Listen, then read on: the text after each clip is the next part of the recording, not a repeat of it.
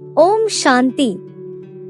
अव्यक्त मुरली का सार 31 अगस्त 2025। मुरली का टाइटल स्मृति स्वरूप अनुभवी मूर्त बन, सेकंड की तीव्र गति से परिवर्तन कर पास विद ऑनर बनो। बाप दादा ने कहा, यह परमात्म पालना, परमात्म प्यार और प्राप्तियां सारे कल्प में आप कोटों में कोई आत्माओं को ही प्राप्त होती है। तो चेक करो, क्या अपने को इन प्राप्तियों का अनुभवी मूर्त समझते हो? बाबा कहते, वर्तमान समय अनुभवी मूर्त बनना श्रेष्ठ स्टेज है। अनुभवी मूर्त कभी भी माया से धोखा नहीं खा सकते, ना ही दुख की अनुभूति कर सकते। आज की दुनिया में मेजॉरिटी आत्माएं देखने और सुनने से थक गए हैं, सब अनुभव करना चाहते हैं। हर पॉइंट का अनुभवी स्वरूप बनना, यह है ज्ञानी तू आत्मा के लक्षण। आगे बाबा ने कहा, जो अनुभवी स्वरूप है उनकी मुख्य निशानी है स्थिति में निमित्त भाव, वृत्ति में सदा शुभ आत्मिक भाव और निस्वार्थ भाव। अंत में बाबा ने कहा, अब स्वयं का परिवर्तन करने में समय नहीं लगाओ। यह तीव्र पुरुषार्थ का समय है, साधारण पुरुषार्थ का नहीं। समय की समाप्ति को समीप लाने वाले निमित्त आप हो। लास्ट समय सेकंड का पेपर आना है, मिनट का नहीं।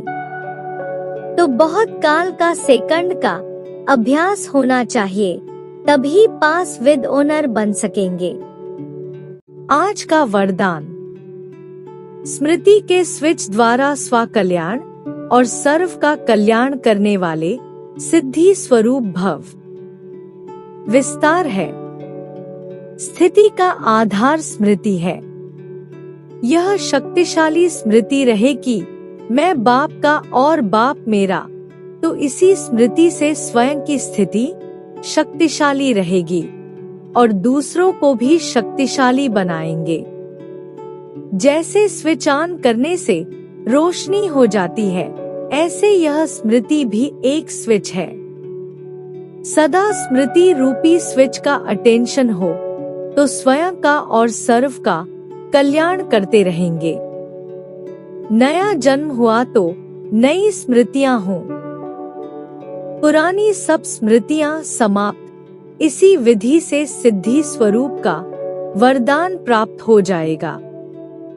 स्लोगन है, अतीन्द्रिय सुख की अनुभूति करने के लिए अपने शांत स्वरूप स्थिति में स्थित रहो। ओम शांति। अव्यक्त इशारा, सहज योगी बनना है तो परमात्म प्यार के अनुभवी बनो। बाप दादा प्रेम के बंधन में बंधे हुए हैं, छूटने चाहे तो भी छूट नहीं सकते हैं। इसीलिए भक्ति में भी बंधन का चित्र दिखाया है।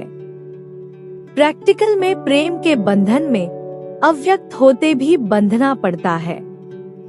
व्यक्त से छुड़ाया फिर भी छूट नहीं सके। यह प्रेम की रस्सी बहुत मजबूत है।